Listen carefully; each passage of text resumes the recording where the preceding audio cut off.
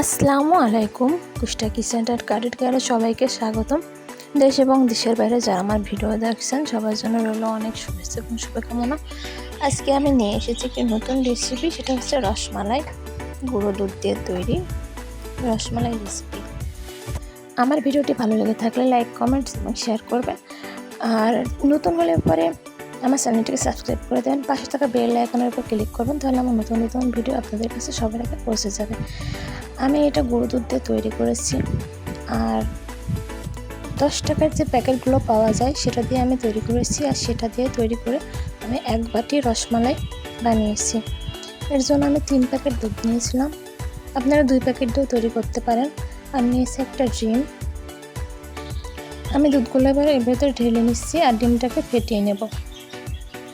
নিয়ে অল্প করে এর ভিতরে ডিম দেব আর একটি ডো তৈরি করে নেব।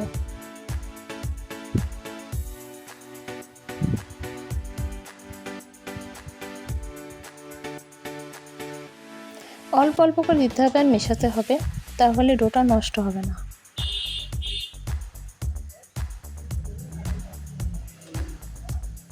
এবার এর ভিতরে দিয়ে দেবো একটু ঘি। আমি এখানে 2 চা চামচ মতো ঘি দিয়ে দেব। এখন একটু দিয়েছি আর একটু পরে দেব। দিয়ে এটাকে আমি ভালো একটা ডো তৈরি করে নিয়েছি। এবার এটা আমি শেপে তৈরি করে নেব।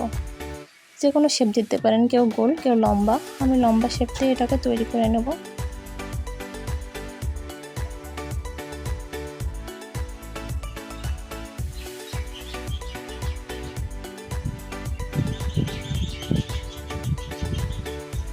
মিষ্টিগুলো তৈরি হয়ে গেছে, এবার এগুলোকে রসের ভিতরে ভেজানোর পালা।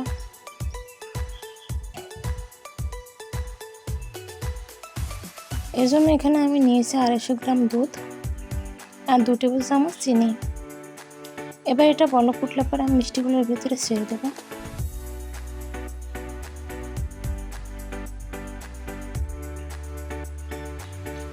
দিয়ে দিলাম এলাচ, একটু ভালো ঘ্রাণের জন্য।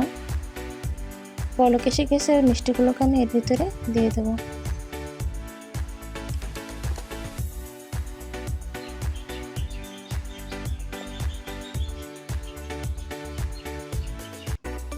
আমি এর ভিতরে যে এলাচগুলো দিয়েছিলাম সেগুলো এখন তুলে ফেলছি, এগুলো আর লাগবে না। এখন 10 মিনিট পরে দেখেন মিষ্টিগুলো কিন্তু ফুলে উঠেছে।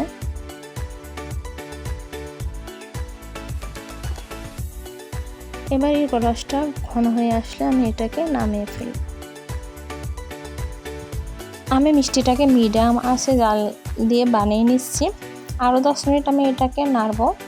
নাড়ার পর ঝোলটা যখন ঘন হয়ে আসবে তখন আমি এটাকে নামিয়ে ফেলব। এই যে 10 মিনিট পরে দুধটা অনেকটা ঘন হয়ে এসেছে, মালাই মতন হয়ে গেছে। এখন আমি এটাকে নামিয়ে ফেলব।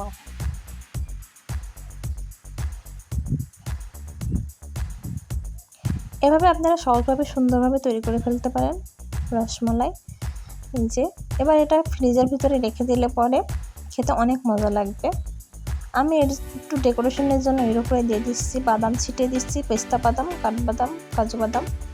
আপনারা চাইলে দিতেও পারেন, না চাইলে নাও দিতে পারেন, অপশনাল।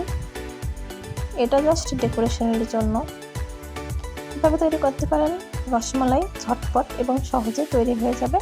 খুব কম সময়ে তৈরি করে ফেলতে পারেন রসমালাই। আমার ভিডিওগুলো দেখার জন্য সবাইকে ধন্যবাদ। আসসালামু আলাইকুম, সবাই ভালো থাকবেন।